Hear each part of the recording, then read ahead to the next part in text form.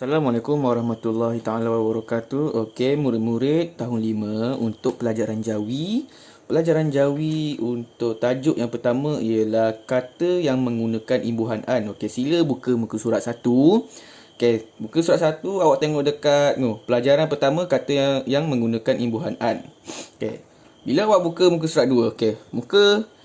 Muka surat 2 ini awak akan nampak awak akan nampak yang mana imbuhan an ini, okey, imbuhan an dia ada 3 keadaan. Yang pertama, keadaan dia menggunakan huruf nun sahaja. Yang kedua, keadaan dia menggunakan huruf alif dan nun. Dan keadaan yang terakhir apabila dia menggunakan huruf hamzah dan nun. Okey. Maksudnya ada 3. Imbuhan an dalam Jawi ada 3 bentuk. Ada 3 bentuk. Ingat tu. Tengok muka surat 2 tu. Ada berapa bentuk? Ada 3 bentuk sahaja. Yang mana 3-3 bentuk ini membawa keadaan yang berbeza. Okey. Jangan risau. Hari ni tajuk kita nak belajar bentuk ni. Bentuk ni kita nak belajar. Bentuk nun sahaja. Bagaimana imbuhan an menjadi huruf nun saja. Okey, kata yang menggunakan imbuhan an dia ada 2 keadaan. Okey, serial refer muka surat 4. Okey, tengok muka surat 4. Okey, kata dasar yang berakhir dengan huruf ya. Yang pertama, kata dasar yang berakhir dengan huruf ya. Yang kedua, kata dasar yang berakhir dengan suku kata tertutup. Okey. Suku kata tertutup dia ada 2 keadaan. 2 keadaan yang menggunakan imbuhan an pada huruf nun. Okey, yang pertama. Kita pergi dekat kata dasar yang berakhir dengan huruf ya.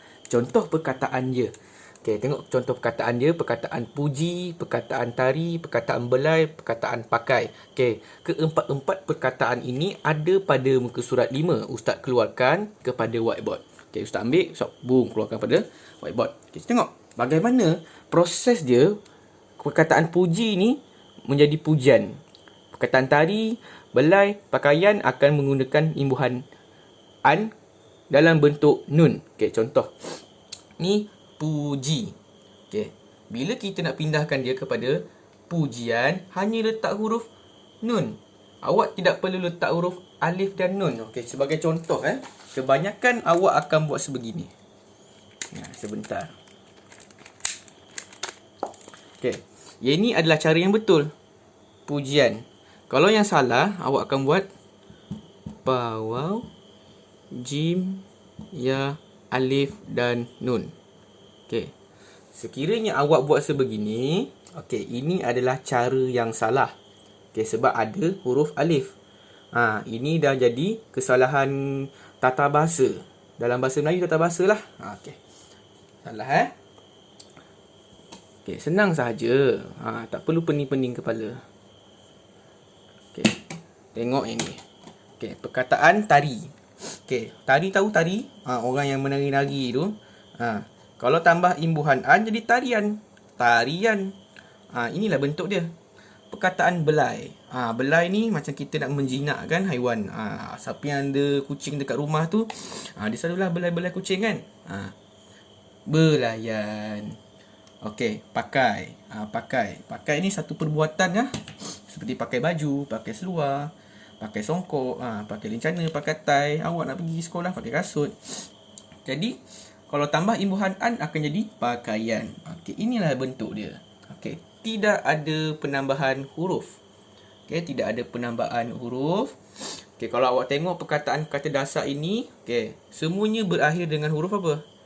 Semuanya berakhir dengan huruf ya. Berakhir dengan huruf ya. Jadi, hanya letak huruf nun sahaja apabila ada tambahan imbuhan an. Okey. Itu untuk keadaan yang pertama. Kita berbalik kepada keadaan yang kedua pula. Okey, kita pergi kepada keadaan yang kedua. Kata dasar berakhir dengan suku kata tertutup. Okey. Sila buka muka surat yang ke-6. Okey, tengok muka surat ke-6.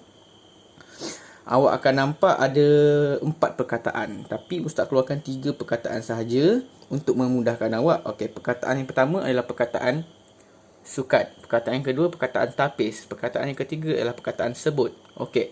Sukat ini kalau awak tak faham, kata dasar, kata dalam bahasa Melayu yang kita gunakan untuk mengukur sesuatu. Macamnya nak sukat air ke, macam tu lah. Lebih kurang, okey. Berbalik kepada keadaan yang suku kata tertutup. Suku kata yang berakhir dengan suku kata tertutup. Okey. Tengok perkataan sukat. Okey, suku kata yang pertama dia ada 2 huruf. Manakala suku kata yang kedua dia ada 3 huruf. Betul tak? Okey, 3 huruf. Tengok perkataan tapis. Sama juga. Suku kata yang kedua, yang pertama ada 2 huruf. Yang kedua 3 huruf. Tengok perkataan sebut. Sama juga. Suku kata yang pertama ada 2 huruf.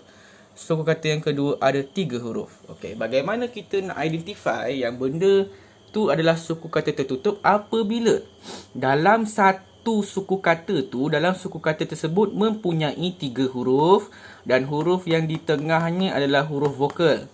Huruf vokal itu adalah huruf A, E, I, O, U. Ada 5 huruf vokal. Yang awak selalu main waktu kecil-kecil tu. A, E, I, O, U, stop. Lepas tu awak pergi main kejar-kejar. Okey. Tengok ni perkataan sukat. K-A-T. Okey, huruf A. Huruf A ni berada di tengah-tengah, maknanya dia adalah suku kata yang tertutup. Sama juga dengan P-I-S. Huruf I berada di tengah-tengah, maknanya adalah suku kata tertutup. B-U-T, but. Sama juga. Huruf U berada di tengah-tengah, huruf vokal, maka dia adalah suku kata yang tertutup. Inilah maksud dia. Okey. Kita berpindah kepada keadaan dia menjadi imbuhan an. Daripada perkataan sukat menjadi sukatan. Okey. Sukatan. Tidak perlu menambah alif.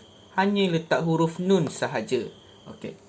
Sama juga dengan perkataan tapis. Perkataan tapis dia akan jadi tapisan. Okey, tidak perlu letak huruf alif. Sama saja keadaan dia. Okey, perkataan sebut. Okey, sebut jadi sebutan. Okey, tidak perlu letak alif, sama saja keadaan dia. Sebab keadaan ketiga-tiga perkataan ini adalah sama, berakhir dengan suku kata yang tertutup. Suku kata yang tertutup. Dia berakhir dengan suku kata tertutup. Ingat tu. Okey, ini adalah suku kata terbuka, ini adalah suku kata tertutup. Darjah 4 awak dah belajar dah ni. Okey, itu sahaja untuk pelajaran kita. Hari ini nanti akan ada latihan susulan untuk 2 keadaan. Imbuhan an yang menggunakan huruf nun. Okey. Assalamualaikum.